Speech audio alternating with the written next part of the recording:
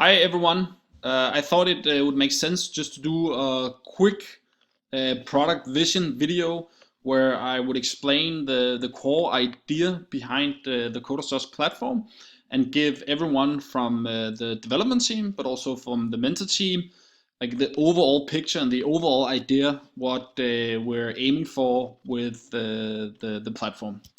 So first of all, building the platform is by far the biggest investment we're doing in the company. So obviously it has the highest priority, and it's building this platform that's going to differentiate us and is really going to set us apart and solve what I believe is one of the biggest problems in the world.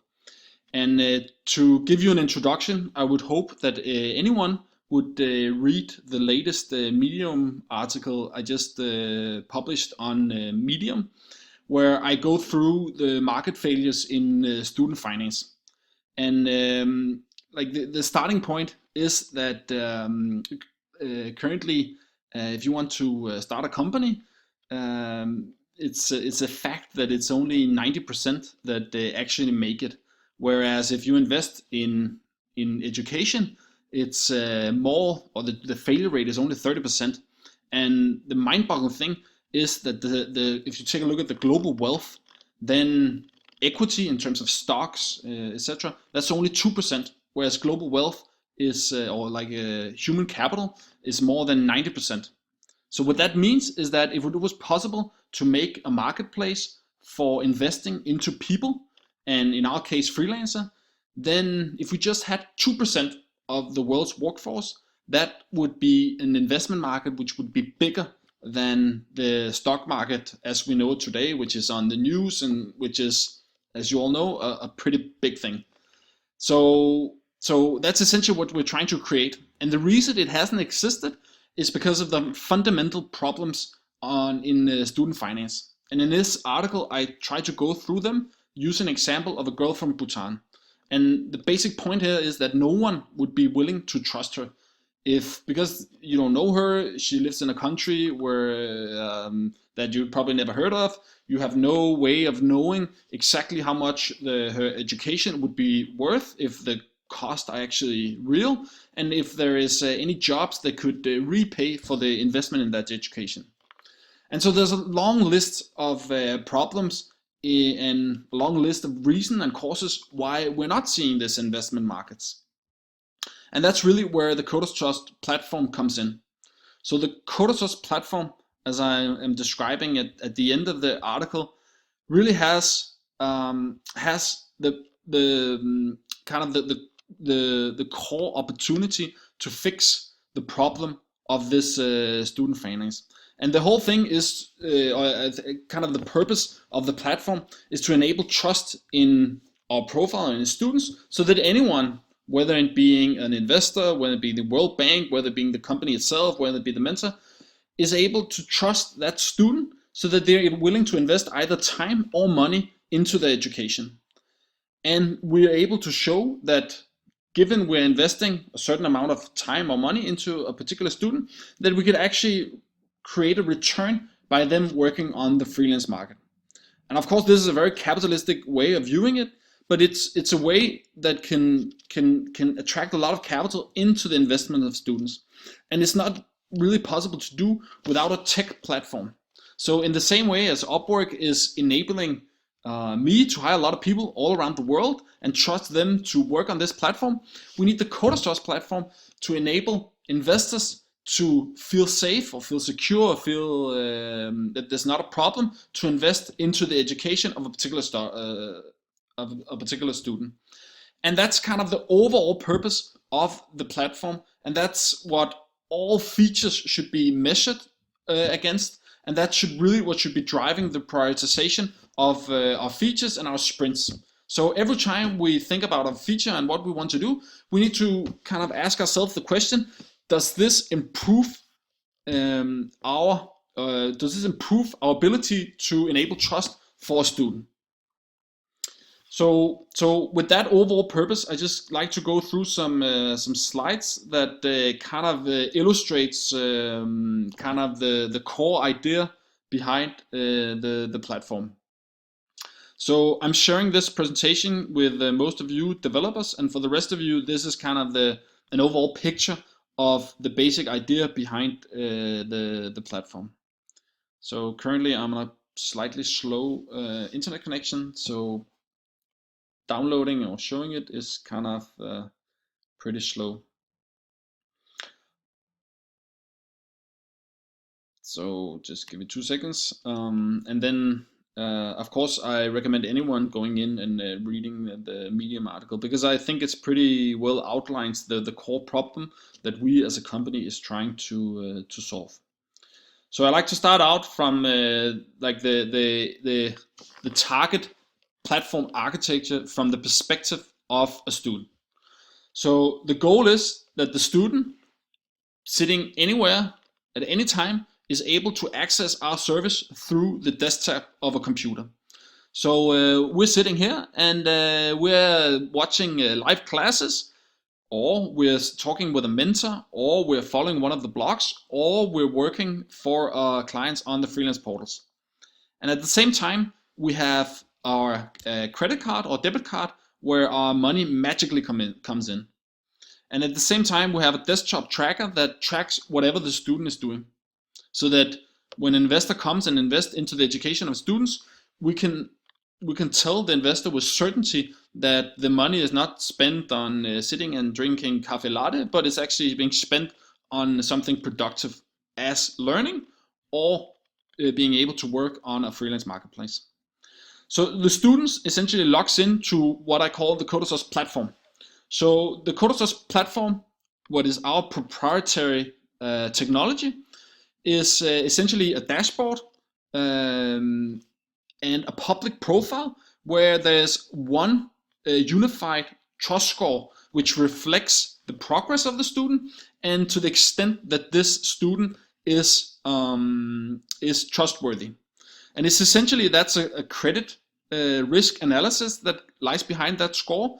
And it's essentially a way for us to figure out whether we should issue a loan to this student, or we should invest into that student. So the trust score, which there is a lot of documentation behind, and you can find presentation on it on my SlideShare profile, but it's essentially a way to measure progress and the success of the students, where we take into account the learning progress and the earning progress.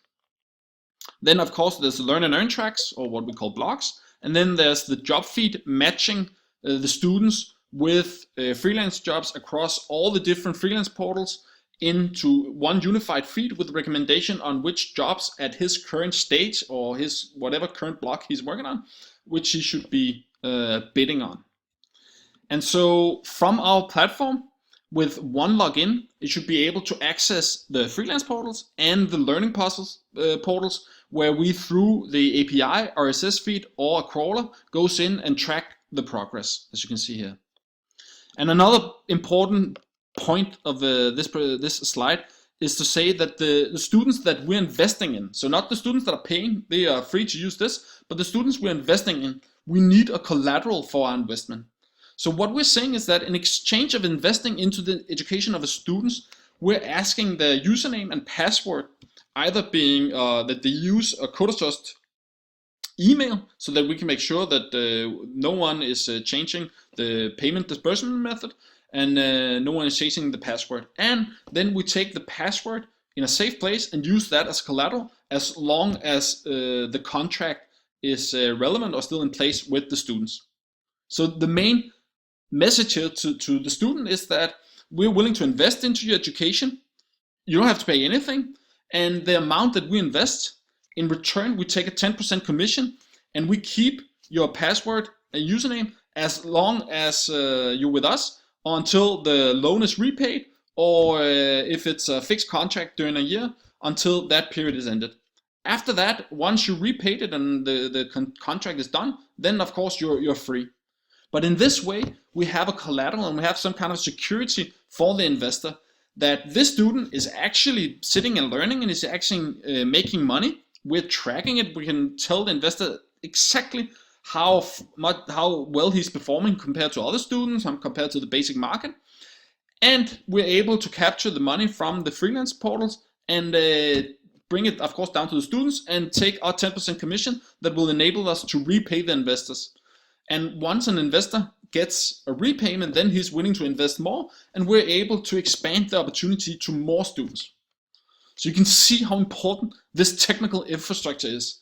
Without this technical infrastructure, it's impossible to execute the core idea of Coders Trust and actually enable a financial market for investing into education.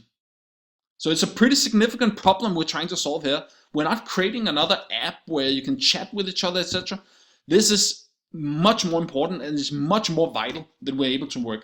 And yes, it might be controversial that we're asking for a one login to different to the internet, but it enables opportunity for people that would otherwise be underprivileged and not empowered and completely disconnected from the online economy. So with this solution, we're now able to offer them education in a profitable, sustainable way that can be expanded not only to the few, but to the masses. And I think that's the core of why we should be building this. Okay, so that's from the user perspective. So if we go to our our backend perspective, where how do we actually manage this? We have our online portal here, where some of the features on this portal, such as course administration, who is enrolled in what, blah blah blah, is powered by Thinkific. Then we have our everything that has to do with credit card and bank transfers, etc. That's handled by Payoneer. Customer service, Intercom. And at the core of this backend administration is not only our accounting system, but our core banking engine. Because the core purpose of Coders Trust is to enable that investment into students, actually making people want to invest because they can see they get a return. And at the end of the day, that's either a bank or it is a fund. And we use Mambo to manage that whole core banking business. And from there, of course, there is we need different suppliers, such as credit risk providers. That could be Creditech, Lendo, Air.io, etc., etc. So this is kind of the back-end administration perspective of how the company should run and operate. So the final the final picture here or slide here is the process flow. I'm just making sure I can get it into the picture. So what you see here is the core process of Coders Trust. So the basic idea is that we are doing paid courses and we have the student finance model. So those are at the end of the day, the two models that the student needs to choose.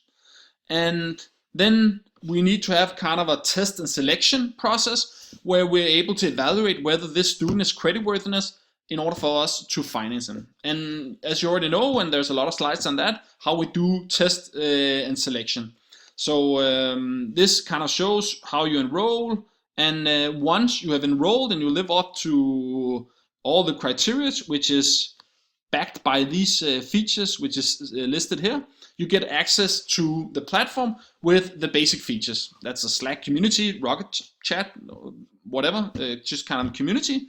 The code mentors either through Slack or through Intercom.io.